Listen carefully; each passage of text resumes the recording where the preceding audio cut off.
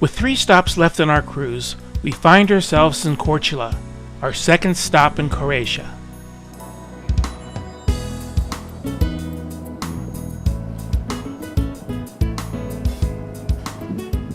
Korčula is rumored to be the possible birthplace of the famous Venetian merchant Marco Polo. Though there are actually no birth records, the family can be linked back to this town. After being dropped off by tender, we climb the grand staircase to enter the small city. Our first stop is the Sveti Mirko Cathedral, also known as St. Mark's.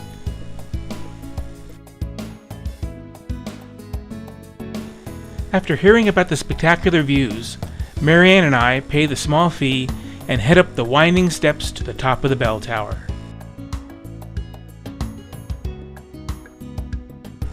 I found it interesting that the clockworks of this ancient bell tower were kept working by some good old WD-40.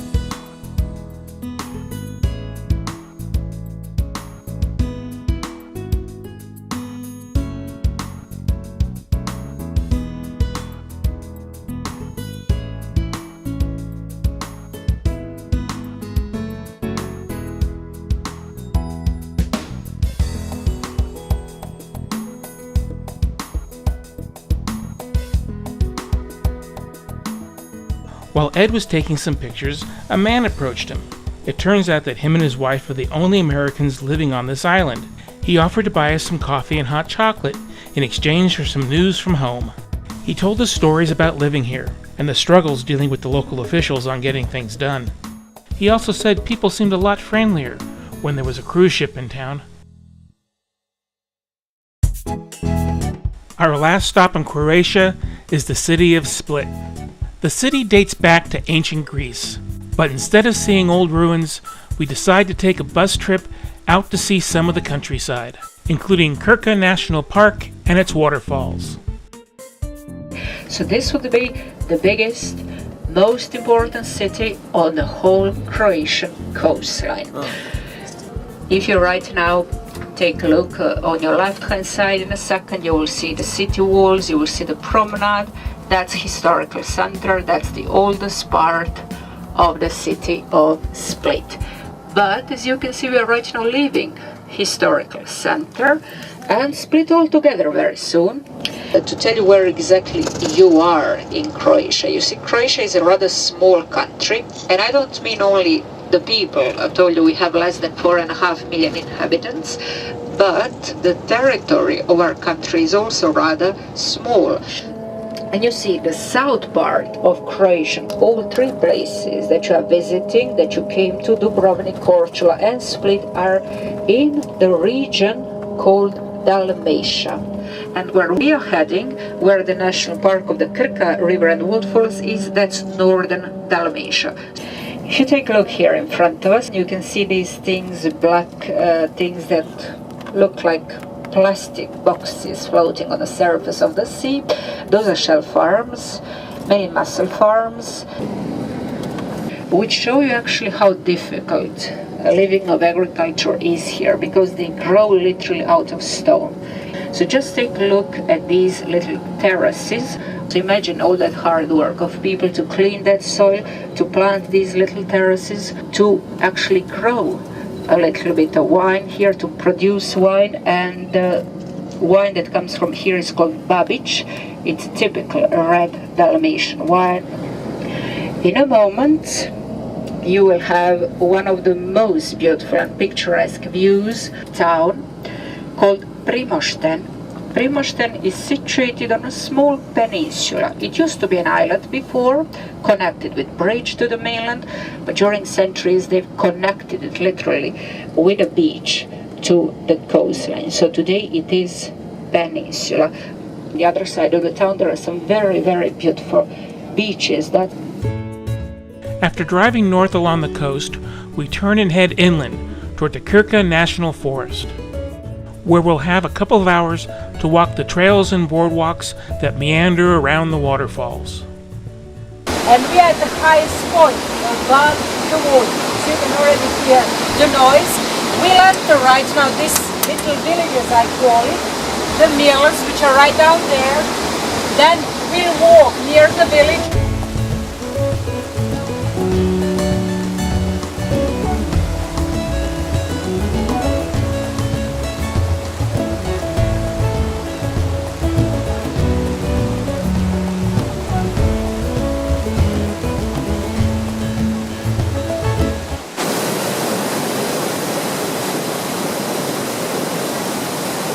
Our tour starts in a little village that is literally surrounded by the raging waters.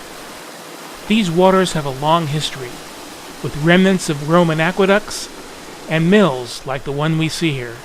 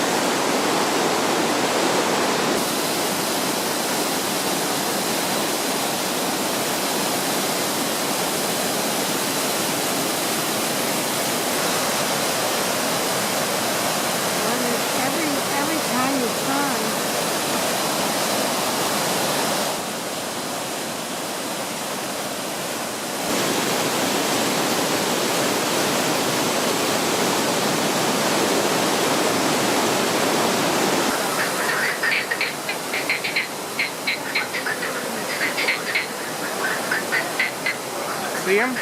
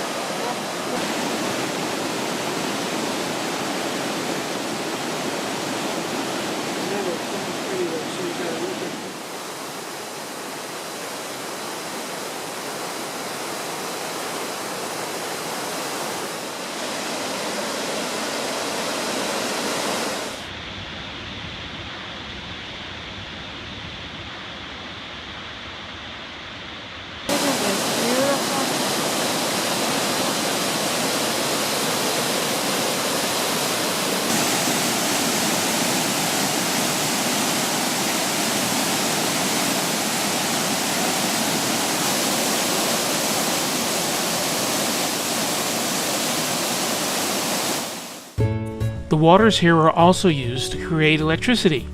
This is a turbine from the first hydroelectric plant in Europe, dating back to 1895.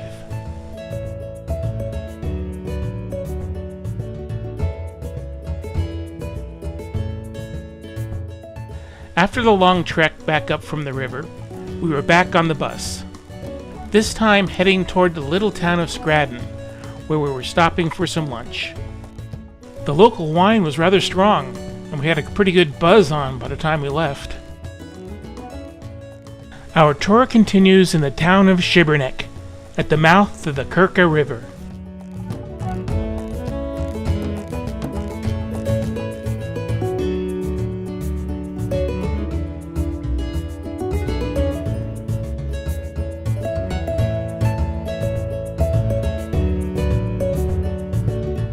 The main cathedral here is St. James.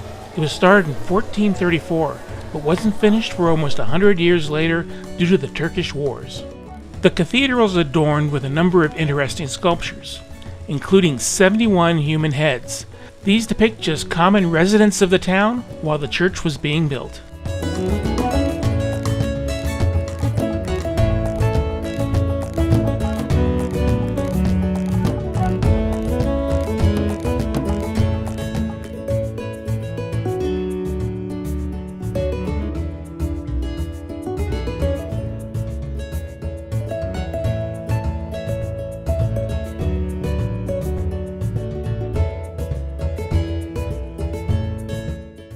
The dome and the roof of the church were heavily damaged by Serb shelling in 1991. Some restoration is still going on.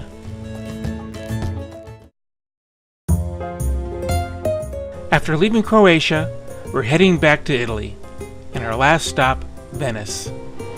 We're up early as we head on out to the bow to take in the views of the outer islands as we enter the waterways of Venice.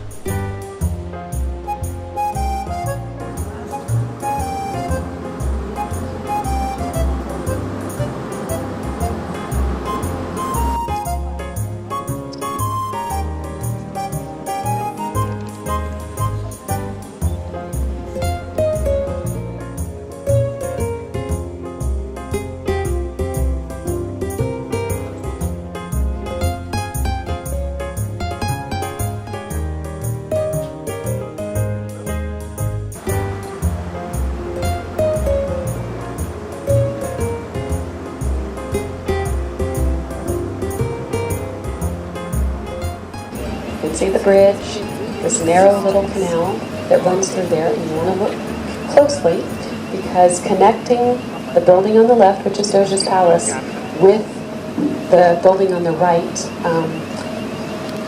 across that canal is going to be the Bridge of Sighs. Images of it, you think it's going to be much larger, but that's it. Okay, so now we have a full view of St. Mark's Square, and the columns there, those were actually kind of nicked or stolen from Constantinople. Let's talk about the church that's just to our right. Now, this little triangular shaped piece of land that comes right out, that's actually the Ponte Delgata. Used to be the customs house, now it's actually home to an art museum. But the church there is known as Salute, and Salute meaning to your health. And this was actually built due to the plague, the Black Death plague of 1630. The Venetians lost 140,000 people.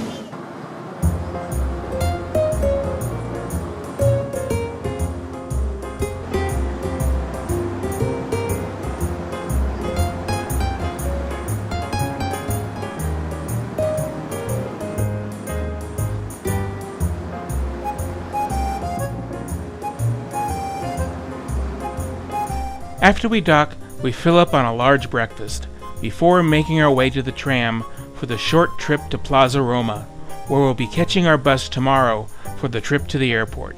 But for now, it's on to Venice. One of the first places we pass is a plaza, where Marianne and I had a long relaxing lunch 2 years ago. Learning from our last trip, we decide to take a leisurely walk through the back alleys, avoiding the early morning crowds.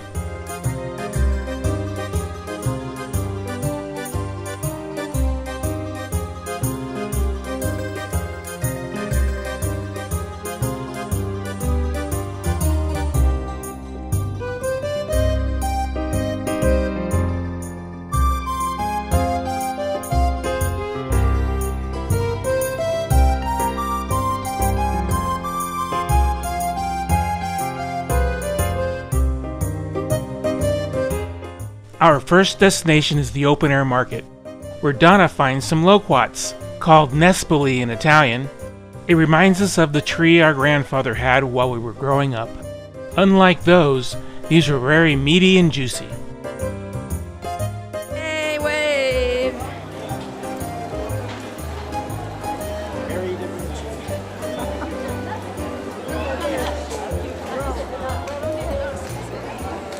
As we get closer to the Rialto Bridge, we get caught up in the crowds.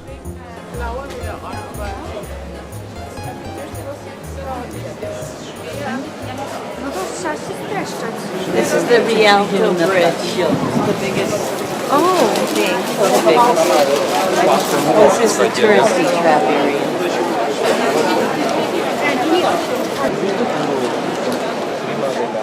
Andiamo giù. Aspetta. Foto.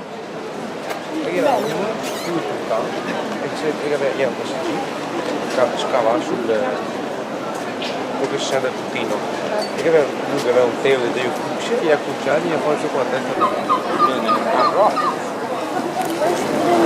So she was saying this morning, you see the little white houses with the yellow strips that float down there. That's where the Valparaiso stops. The huge water taxi, like what you see coming. Okay. Do you remember, Victor, we sat at one of these tables, the three of us? It wasn't this crowded when we were sitting there.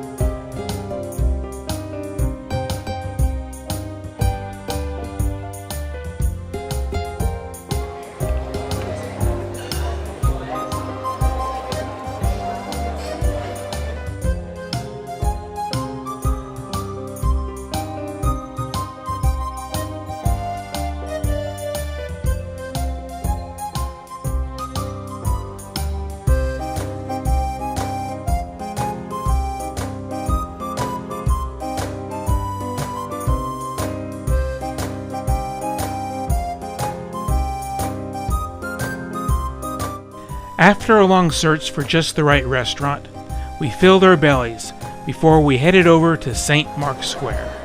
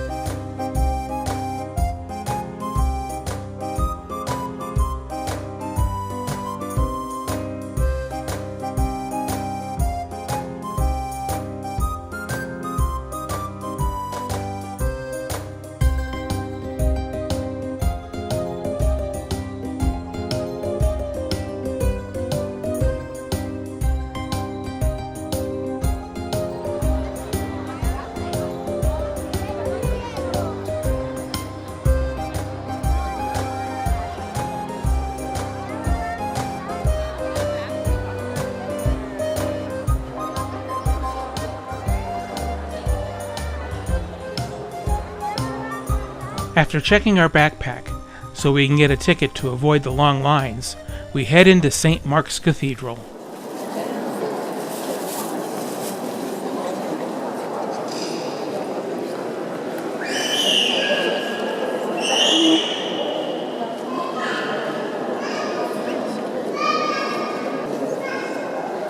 There's people going in there and coming back out the same way.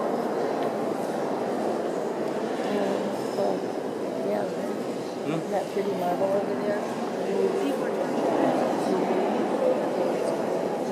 like all the little geometric forms.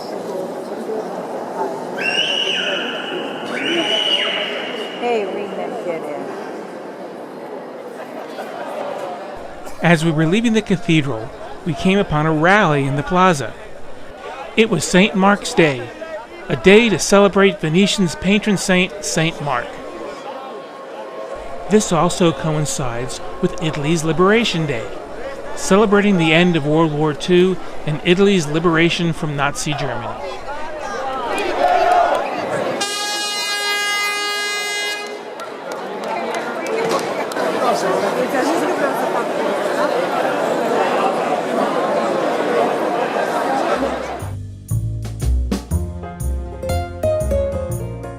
In our search for the perfect Tironi, we came across Pastoria Targa, where we ended up buying the best Tironi of the trip.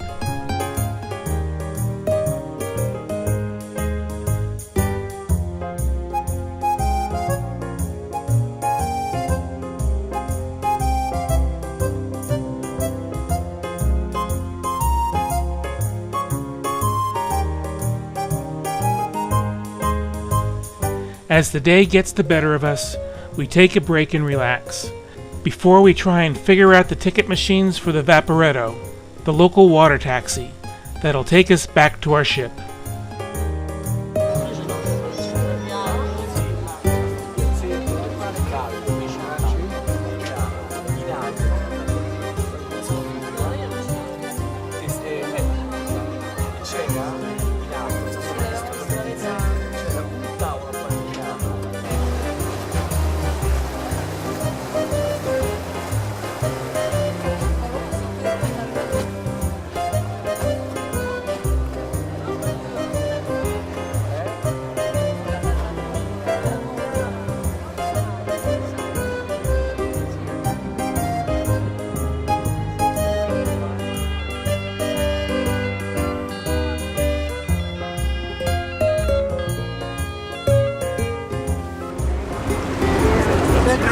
fermata, Piazzale Roma.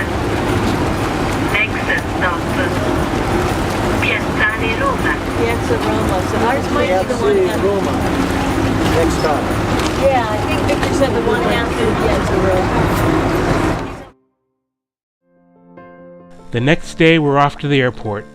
After a long wait, we're in the air over Venice.